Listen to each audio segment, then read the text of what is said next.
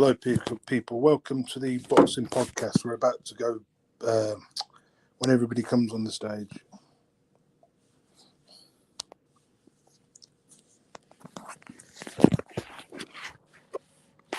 So we'll be live in a few minutes once everybody's here. I'm sorry, we're already live.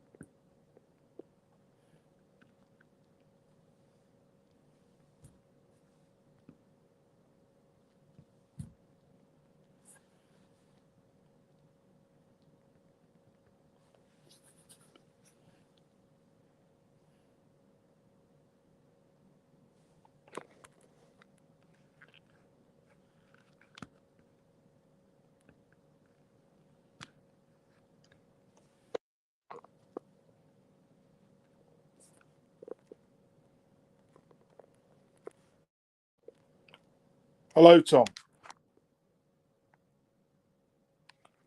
Can you hear me?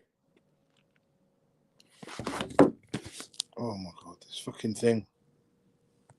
I can't hear you, but you can probably hear me.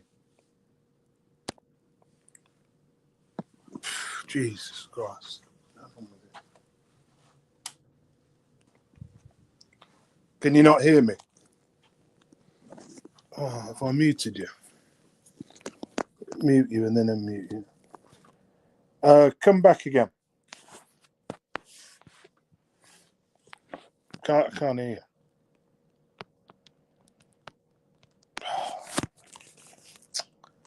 Fucking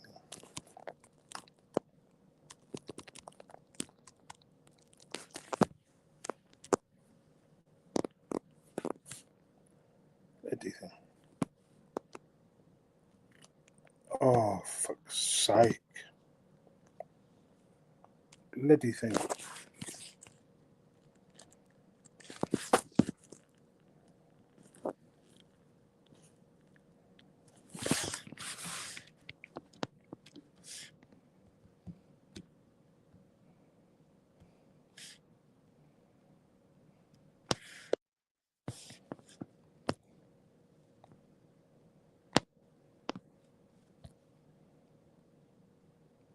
Hello.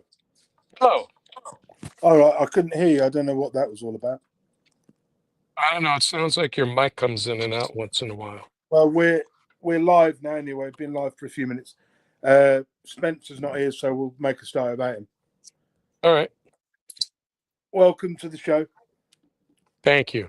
It's been a while, and I'm happy we're together again. Yeah. If the mic does go out and you can't hear me, just keep going. Sure. Yeah. Let me just find the list. We'll start from number one. Rolly Romero destroys Garcia for the vacant 147 WBO regular belt. Well, did you see the fight? I saw the highlights of it and I was impressed with Rolly. I didn't think he had it in him, to be absolutely honest.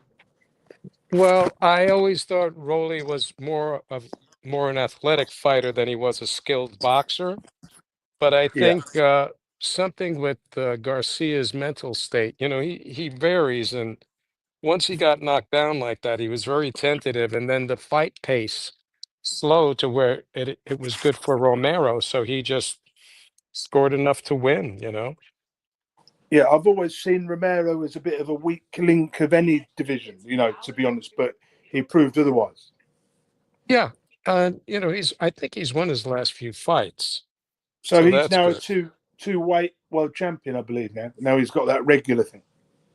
Right, he does. I mean, Tank did knock him out.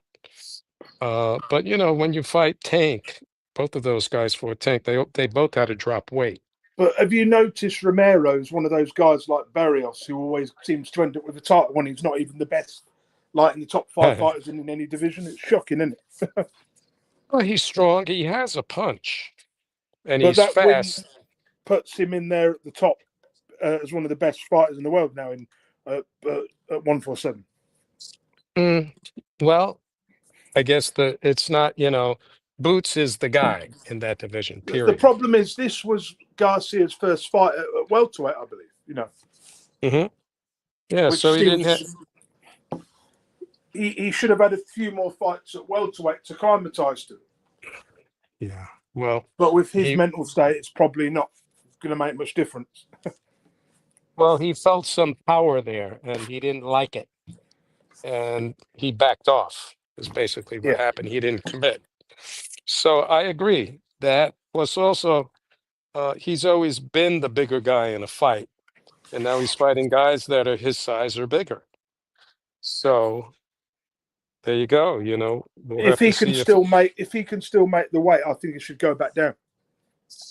if he can. But he has a big frame, and he's gotten more of a man's frame now. You know what I mean? Maybe he'll go to 154, but that would be even more simple.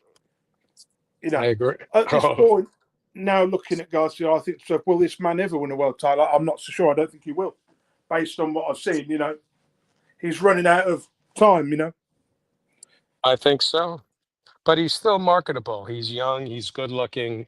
He's crazy in interviews. People like that stuff. So we'll see.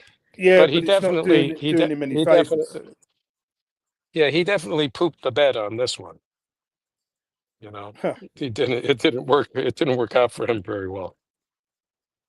Ryan's That's career what. That's hasn't a. gone the way I thought it would go. He's only 26. His career has not gone the way I thought it would go. Yeah, he's. I don't know. And even Oscar De La Hoya says he doesn't know what to expect from him from day to day. I mean, he's Which way? 26 years old. He's still, most fighters don't peak till they're 28, right? 28, 29. 28, 29, 30. Yeah. So he's got a few years left, but he needs to go back and knuckle down and concentrate on the things that are important in boxing. Well, that's true. See, this fight, he came in at a weight that he was supposed to come in at. He didn't have a rehydration clause, so he should have been, at full strength. I think it was mental with him, basically, because he just let the fight go at Raleigh's pace, and I he mean, lost. Rolly Romero's 29. He's probably coming into his peak now. Yeah, and you got to give him credit. I mean, he beat him, and Raleigh, like I said, he's improved some, but he's never been a schooled boxer like a Floyd Mayweather or somebody or Boots No, Ennis. He's never been he's that. raw. But He's very raw as a fighter. yeah, absolutely. Absolutely. Well, yeah, that one is, I think we pretty much summed it up on him. Okay, But we'll move on. Did you watch the Bacall Effie Jagba fight, which I believe was an IBF eliminator or something? I did watch it. And I must say that it was a give and take fight. I thought Ajaba did stun him a few times, but he Yeah. made the What? mistake of letting him push him into the ropes and leaning on him and But pummeling Jagba him. won it. From what I saw of the fight, Jagba won it. I I thought. thought so too. I thought so too. The problem is, we're looking at Bacall now. He's one of those fighters who's got a name now. He shouldn't have had that fight with Parker. He weighed 211 pounds. For this, he weighed 299. He shouldn't have taken this fight either. That's two No. fights. He shouldn't have taken a fight so quickly. It's only 2 months ago that he lost to Parker, wasn't it?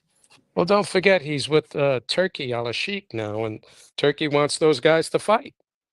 He wants those fights, and it was a good fight.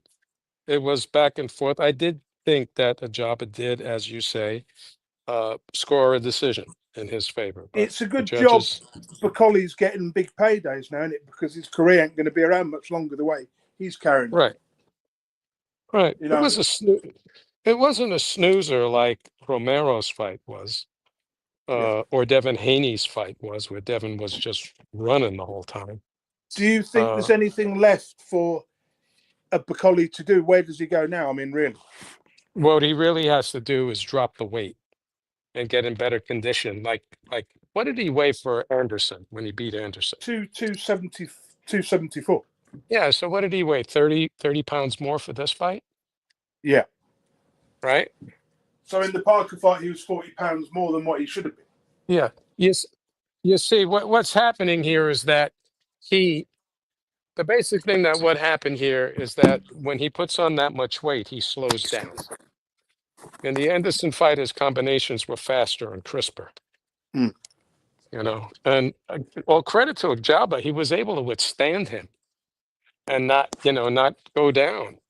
He got clocked a couple of times really well, but I thought he won. So I whatever. just think if Bacoli's in shape, then we're going to see a different fight. Exactly. So really, that Parker fight, you would have thought he'd learn. I hope he goes back to the drawing board. But the problem is, apparently, he's building houses, properties, schools, and restaurants back in his country in Congo. Oh, that's where he's from. He's not from Nigeria. I thought he was No, from he's from Nigeria. Democratic Republic of Congo. Because don't forget, he's the brother of the former WBC cruiserweight champion. That's right. I've forgotten his name. Something Bacoli, right? No, I can't remember. He's just whatever. I can't remember his name either. But So, yeah. unfortunately, Parker did surprise him and knock him out. Unfortunately, and but Parker's a better fighter anyway. He would have won that anyway, regardless. Yeah, he should have. On paper, definitely. We'll see what happens with Bacoli. I think the only route he should look at is the WBA route. Fabio Wardley, would he even beat Fabio Wardley? You would have thought so, wouldn't you? I thought so. Yeah, I thought we'll so. see what happens. He has everything it takes. It just he can't yo-yo. When you yo-yo weight, it takes a lot out of you. He's just a lazy fighter, isn't he? He's just lazy. I think that's all there is to it. He's not committed. If he's not going to commit, then what's the point of him fighting? He might as well just retire. If you want to be a great fighter, you got to be in the gym all the time. It's the same thing with the music. Same thing with the musician. You do the gig. Next day, you come home and you practice. You practice before the gig. You practice after look the at gig. Anthony Joshua. He's not what he was, but he's in the gym. He's in shape. So you know what I mean. I even think if you put Bacoli in there with Joshua now, Joshua would wipe him out in about 3-4 rounds. I think so. Not the way he's going now, because Ajaba made it harder than he had to. I don't know if it was. I mean, he was throwing a lot of punches in Jabba. I mean, he's still a good fighter. He just needs to dedicate himself. I agree. Right, we'll move on. It's been confirmed that that Dubai will be fighting Usyk in a rematch, but this is for the undisputed heavyweight champion. So Usyk can become the 2-time undisputed. He also said that he wants to fight Fury for his last fight before he retires. Pointless. Well, that's what he said. Yeah, just for the payday. But I'm sure. Well, people would pay to see it. Let's be right. A lot of people think Fury won. I wouldn't pay to see it. I think if Fury loses that, his career will be over permanently. Fury needs to come back, have a couple of easy fights. I think that in terms of him being over in Riyadh, he's not gotten the benefit of the doubt with some of those decisions. So Fury's been unlucky, but for me, if he comes back, he needs to come back with a win. They could pick somebody outside the top 20. He could even go the WBA route, or the IBF route. Some of these belts will be coming vacant. Him and Joseph Parker would be a great fight, wouldn't it? I think so, but they're friends. They won't fight. Yeah, but wouldn't it be good to see that fight? What about a Jabba and them? A Jabba could fight Fury, but again, Fury would wipe him out. But it's the sort of fight he needs, Well, we'll see. Fury has to agree to go back into fighting. He's retired right now. Yeah, no, he's coming back. I heard. I think he's going to come back here. Well, we don't believe it until we see him. That's Fury, No. right? But another thing, I mean, he won't want to sign his career off in that way. If he could come back, have a fight with Joshua for a vacant belt, that would be more appealing. I think so. That's more money than a Usyk fight. Yeah, for sure. And also, if he comes back, they're going to get what, 30 million apiece, 20 million apiece for that. I don't know, but they will make a lot of money. But let's talk about Usyk and Dubois. What do you think will be? Do you think Dubois has a chance? No, I think he's got a chance, but I don't think he's going to win. Do you think that Dubois is going to try to capitalize on the body shot and throw a lot of body shots again? Yeah. But then I think Usyk will counter all his shots, break him down, and do what he did last time. But the only difference is I think Dubois could last the full 12 rounds this time. If he's trained, how much better do you think Dubois got in the 3 years since he lost to Usyk, personally? I think he's improved about 30%. But is that 30% good enough to beat Usyk? I don't think it is. On paper, no, but you never know what night a fighter is going to get old. Don't forget, Usyk has had 2 wars with Fury. I mean, wars. Yeah. He's taken a lot of punishment in those fights. So how old is he? His age should be catching up with him now. He's 37, Yeah, well, it should be. But how much longer he can go, who knows? He looks great, though. He does, but I don't. I've noticed from when he first turned, became a heavyweight, he doesn't look as quick as what he did 5 years ago. He slowed down. His reactions there. He's still good. You and I don't look as good as we did 5 years ago either. No, we don't. But I'm not talking about me and you, am I? I'm talking about these fighters. Can you hear me? Yeah. So, yeah, I think your mic's drifted in. I'm going to drop you down again and then come straight back up again, okay?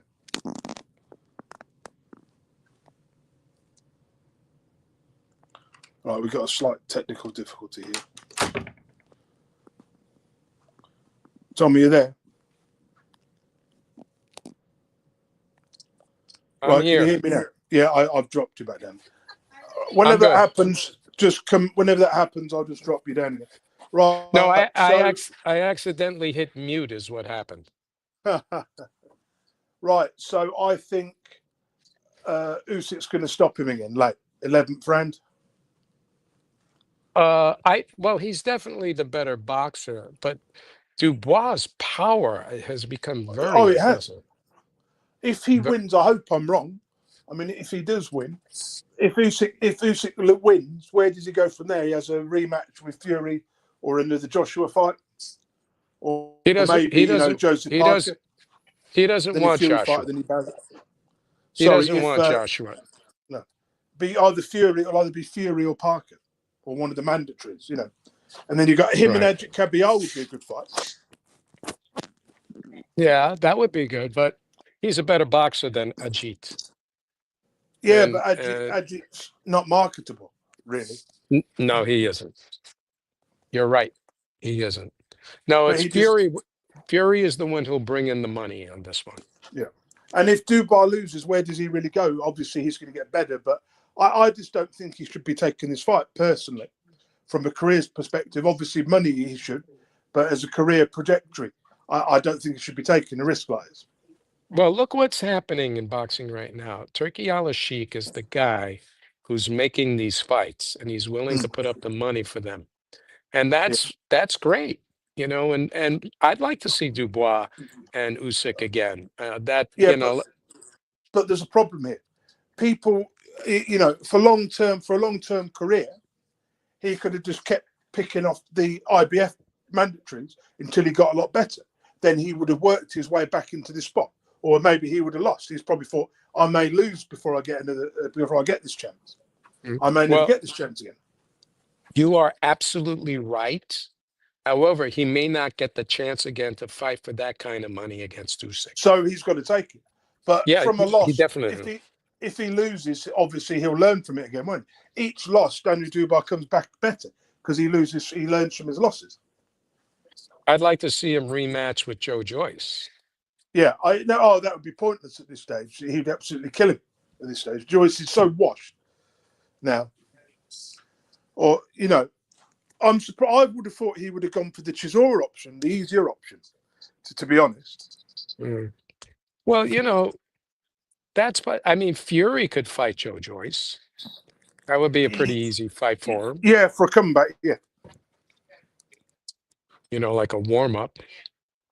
But I'm starting to feel sorry for Joe Joyce a little bit now. He's not having a easy time with it. What is he, 40 now? He's 39. Yeah, that's rough. So who's what? No, go ahead. Continue. For me, if Dubai loses, he'll end up fighting for one of the vacant belts in his next fight. Because whoever wins this fight, most of the belts will be vacated. Like the IBF and everything, I could see what happening. Usyk wins all the belts. The WBO would become vacant because Parker's the mandatory, and then Adric Cabiel's the mandatory. About all of is the IBF man. The beauty of these fights that Turkey is putting on is these sanctioning organizations make much more money with the money he's paying these fighters. Yeah. But will somebody like the IBF, I don't think they're willing to scrap their methods of doing things in order for the money, are they? Because they like to strip people for the sake of it. I mean, it doesn't benefit them to keep doing that, in my opinion. No, it doesn't. It doesn't. But, they have their rules and they're sticking to them. They're not as loose as the other organizations. This is where Turki Al-Sheikh can step in and start promoting his own world title like he's going to, Yep. And that's the one that's going to pay No, that's the one that's going to make the most money. Yeah, so we've seen the structure of how a champion gets paid such and such. We've seen the figures and so on. So for me, this fight, whoever had, this fight would be big even without the belts, wouldn't it? Yep. You got it. So this is, what's his name? Not Joyce. Dubai's chance to win all the belts and not be considered a paper champion. I think it's a good match. I think the timing, we talked about this before months and months ago about Dubois. He'd get that title and then he would fight the winner of Fury Usyk rematch. And that's exactly what's happening. Yeah, it's not a bad thing. Right. No, it makes sense. It makes sense. We'll move on to our next thing. Chris Eubank beats Conor Benn on points. But for me, this fight was closer than what the scorecards were saying. Yeah, they favored Eubank more. I mean, one of the scorecards was very wide. But Conor Benn, I mean, this was an excellent fight. And both guys did, they let the dog come out in them, and it was very entertaining. He really rattled Chris Eubank in the second round or the first round? He did, yeah. But for me, talking about this fight, I gave the fight to Eubank by 2 or 3 rounds. Nothing more than that. Would you agree with that? Yeah, I do agree with that. It wasn't as wide as that one scorecard was. But for me, even though Eubank wins, I think Conor Benn comes out a bigger star from this fight. He does. I think he has a brighter future. I mean, Eubank is talking about fighting Canelo. He says, I wanted this fight for a long time. Forget it. No. He might as well, if he's not going to if he does take that fight, then forget it. His career's over. I think what Eubank should do is fight one of the belt holders at middleweight because, he's good enough to beat the guys other than Canoli. He's good enough to beat the other guys, some of the other guys. Mm-hmm. Yeah. That's true. And him fighting at 160 is killing him. I mean, but the rehydration limit killed him. He came back at just over half a pound of the 160 limit. But obviously, when you have a title fight, or a normal super middleweight fight, you can rehydrate to 168 or whatever, can't you? No, 168 or whatever it is. Your natural weight. Right. So he said that he was weak in the fight. And he didn't make any excuses about that, but he lost a lot of money on that rehydration clause. $375,000. Yeah. Plus, he hit him with an egg, right? Yeah, he got fined £100,000. You know why he hit him with an egg? Because Connor Ben said that he had some eggs that were tainted with the Oh, steroids, and that's what happened. So he hit him with the egg. you know what? I think Conor Ben, if they ever rematch, Conor would probably lose again. But I think Conor has proved that he in the future he can fight at this weight in the future, but just not now. What he needs to do, Uh, what he needs to do is go back to 147 if he can make the weight, pick the easiest champion there and win. Because based on what I've seen, he's good enough to beat Barrios. Based on that performance, of the power he's got. You think about it, if he hits 147 fighters or 154 fighters with that power, he's going to knock a lot of guys out. I'm not saying he'll be the best, but he could definitely win a world title at 147. that is a very good possibility. I think this weight is too much for him. He's too small for this weight. I think in time, in a few years, he could probably get up to that weight naturally, and he'll bulk up and he'll get more power. That's what normally happens with guys. He'll grow into the weight. Right. But his advantages are the speed, and to keep that speed, I think he needs to stay no more than 154. Yeah. If he If can he get can. down to 147 and picks the weak belt holders, he'll beat them. He just won't beat someone like Boots Ennis because he's too skillful for him. Yeah, well, that's something that I'd like to see happen. But I'd like to see him pick up a world title. The difference between Conor Ben and Chris Eubank is that Conor Ben listens to people, and he's only just peaking now, and he's got another 7-8 years left of his career, whereas Eubank has probably only got 2 years at best. Yeah. Well, let's face it. This fight was based upon their father's rivalry. Yeah, but whatever happens at the end of their careers, I think Conor Ben would have had the better career. Well, hopefully we'll be around to talk about it in a few years. What do you mean by that? No, and then 8 years from now, hopefully we could all be around to talk about it.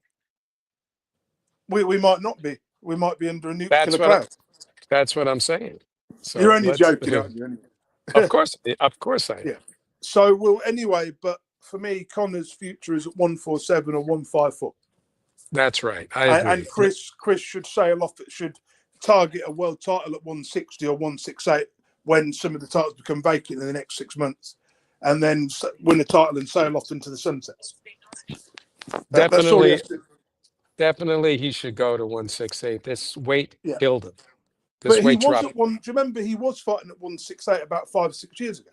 Yeah, he was, and he lost to Billy Joe, right? Billy Joe Saunders. No, he started his career at middleweight, I believe, or even light middleweight. He had a few fights at light. Then he was fighting at middleweight for 5 years. Then he went up to super middleweight in 2019 and beat James. Yes, but what I'm saying is, didn't he lose to Billy Joe Saunders at 168? No, at 160. That was like 10 years ago. So then he lost at 168. I think he lost to George Groves. Right. Yeah, that's true. He hates Billy Joe Saunders. Yeah, he can't stand him. We can't revisit that fight. Billy Joe looks like a cruiserweight, and I doubt he hasn't fought a fight for 4 years. I don't think he'd even be at world level anymore. He'd be lucky if he was at. I don't think he'd do much. Because you imagine Billy Joe, even in his prime at light heavyweight, he wouldn't have done that well, would he? I don't think. No, he wouldn't. He messed up his career. That's another guy who messed up. I mean, at least he won 2 world titles and da-da-da. Yeah. Right, we'll move on. Canelo beat Scroll in a very dull match. Yeah. ComputerBox said it was the lowest scoring fight ever. Yeah, well, Skull ran the whole and fight. How long has ComputerBox been around? Is it 20 years, 30 years? I forget. Came out, I think, in the late 80s. So it's the lowest in ComputerBox history. Jeez, apparently. That's terrible. Well, Canelo, the guy just kept running, laterally back and forth, and wouldn't stand his ground. Canelo sets traps for you. He's very skillful at setting traps. And so he wouldn't stand still long enough to get caught with something. But he looks slow now. In his prime, he would have taken Scroll out, I believe. 3 or 4 years. He's not going to chase a guy around the ring. He cuts the ring off And a couple of times he got him, that's how he won. He would score in those exchanges. Yeah. But the rest of the time, Skull was running around. Yeah. At this point, I can say that Canelo's avoiding all the dangerous people. And we know he is. Yep. I mean, history's been made. He's been made a 2-time undisputed, but it's impressive. But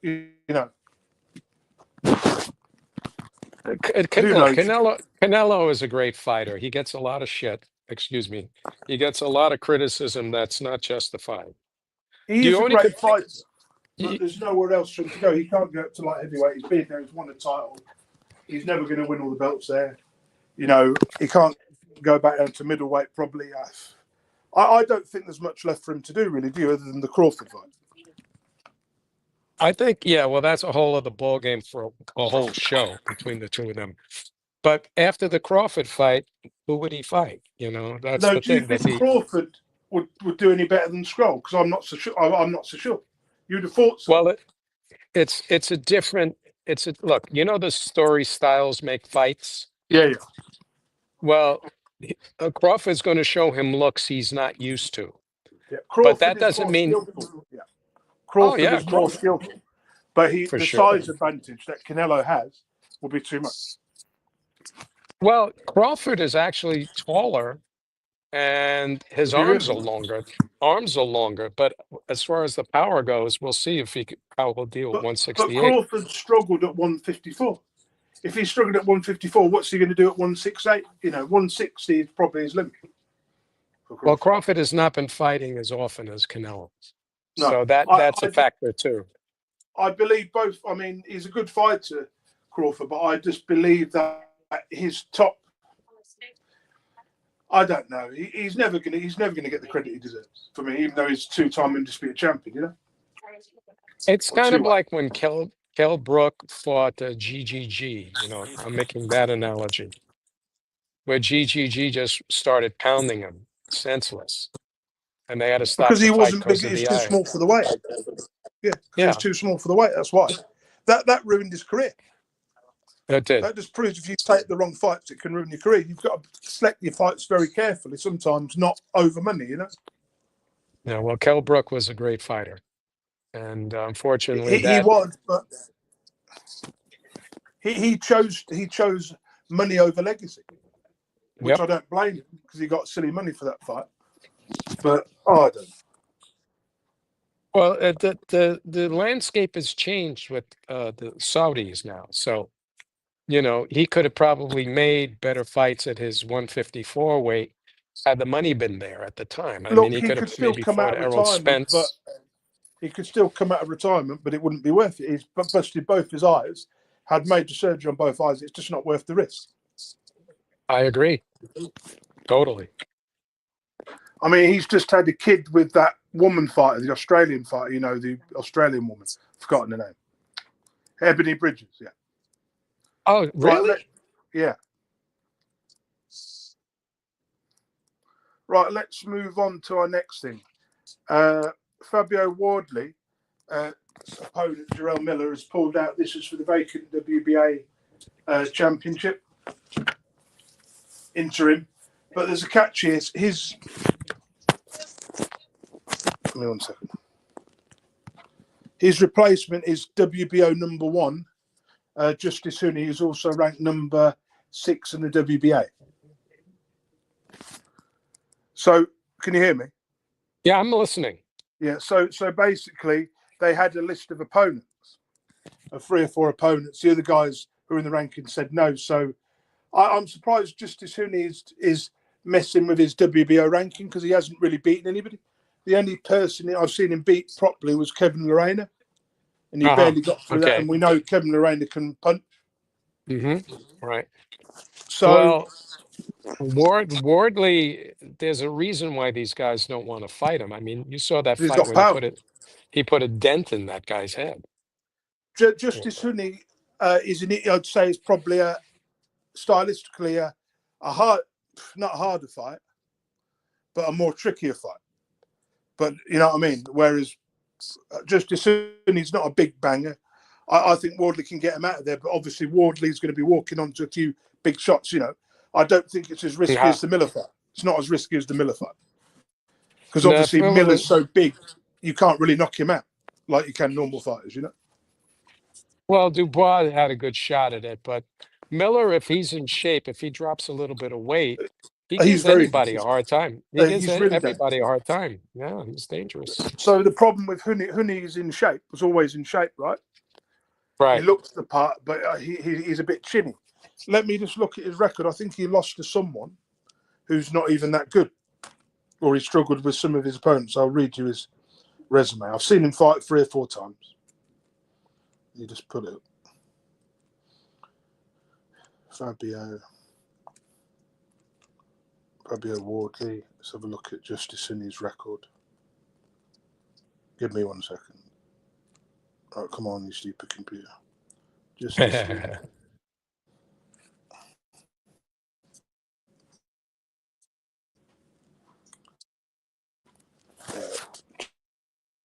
Justice Huni's only had 12 fights.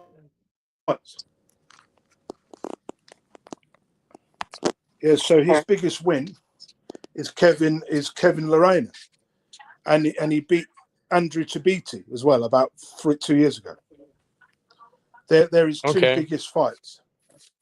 So, well, I think Wardley's going to. Can you hear me? Yeah, I can hear you. Yeah, I think Wardley's going to smoke him pretty quickly. I think so too.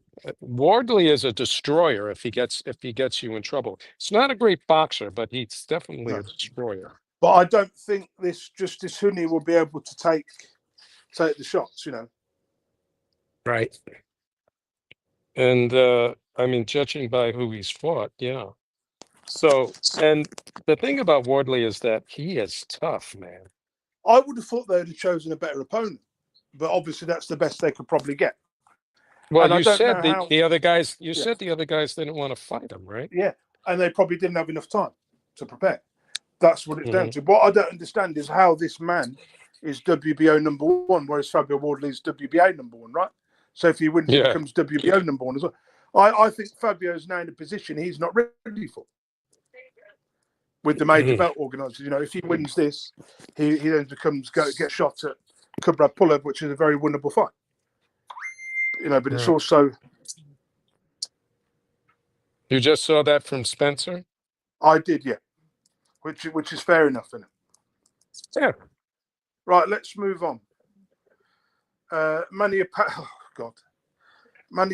is staging a comeback against Mario Barrios. That is not a good idea. Obviously, in his prime, we knew he would have 4 or 5 years ago he would have wiped the floor, but not now. He's too dangerous. No. That doesn't sound like a good idea. I mean, Barrios isn't the biggest hitter, as we know. That's right. But he's dangerous. He's dangerous. Yeah, he can give you trouble, and he's been active. You can't sleep on him. It's a strange one. So when this fight gets announced properly, I'm going to have to pick Barrios by knockout and brutally. Yeah, I would agree. Right, we'll move on to our next card. The WBC should be ashamed of themselves, really. Well, tell me why. A 46-year-old man who hasn't fought a professional fight for 4 years. At 46, it's too dangerous. I agree. If he comes back and wins, we know Barrios is a weak champion, but then it will just prove, if he does win, then it will prove how weak Barrios really is. Right, in our next fight, it's a fight for the IBO super featherweight belt. This is between Lee Wood and Anthony Kakachi. That's tomorrow night. That's a very good fight. I think so. Yeah. Who are you picking? I'm going to have to go with Kakachi, I think, because of his recent form. But then again, I would agree with you. But this is a new weight for Lee. Obviously, Lee Wood has got a bigger profile. We know that. But then again, you look at Kakachi's last 2 or 3 wins.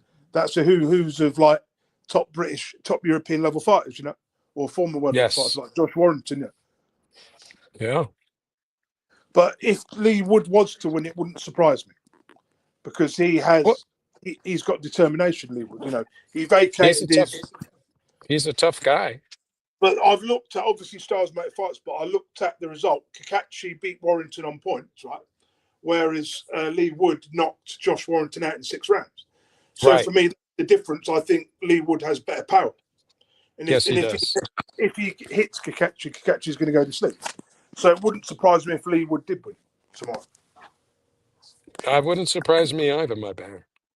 I'm But going to go with Lee. I'm going to go with Lee Wood. Yeah, I'm going to go with Kakachi because he's been more active. That's all. And Oh, that's why.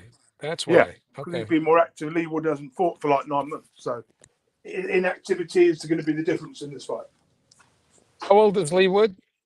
35. Yeah, let's go with Catchy. No, Kakachi's 36. Yeah, but still, he's been active. That's the He's difference. fresher. He hasn't got as many miles on the clock. But you look at the hard fights Lee Wood's had in the last 3-4 years. You know, that Mexican guy. Remember when he fought that Mexican guy and how brutal it was, the first fight and the second fight, even though he won the second fight. Yeah, it was brutal, wasn't it? All right, there's nothing on that card apart. I'm not. That's nothing else on that. Then Inoue destroyed Ramos. Man, what a fight How'd you that pronounce his was. name? That was a great fight. You should go. I put the highlights or the full fight up there. I sent it into the podcast. You know, our podcast, Main Event Podcast. You should watch it. I'm telling you, it was amazing. What round did Inoue get knocked down in? I think it was the second round, but it was the same mistake he made against the last guy he fought. Who knocked him down.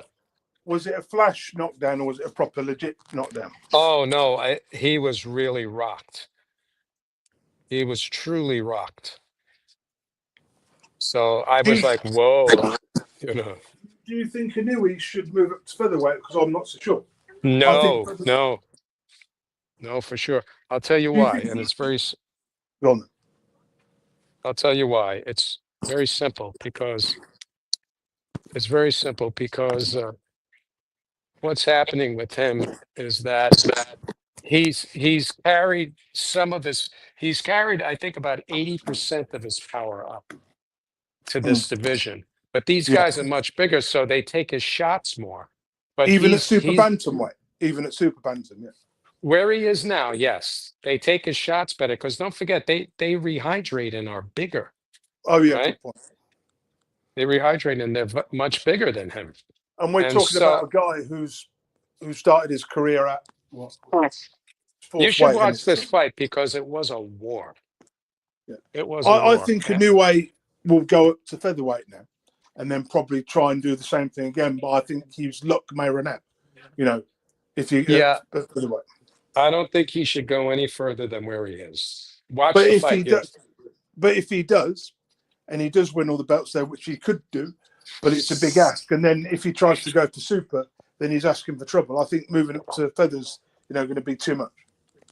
He has a problem with his footing when he's at a position. He goes to his front leg, and that makes him open for the left hook when he should move his rear leg to cut off the ring.